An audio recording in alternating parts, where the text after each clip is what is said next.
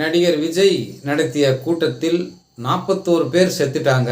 அவர் விஜய் லாக்கியே இல்லை, அந்த கட்சியை கலைச்சிட்டு ஓடிடு.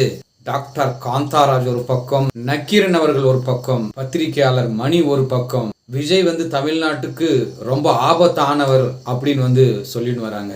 எந்த ஆட்சி இருந்தாலுமே பொதுவாக பேசணும். முழுக்க முழுக்க பொறுப்பு விஜயே அப்படின்ற மாதிரி சொல்றாங்க. இவங்களே நீதிபதி ஆயிட்டாங்க, சிபிஐ ஆயிட்டாங்க, சிபிசிஐடி ஆயிட்டாங்க.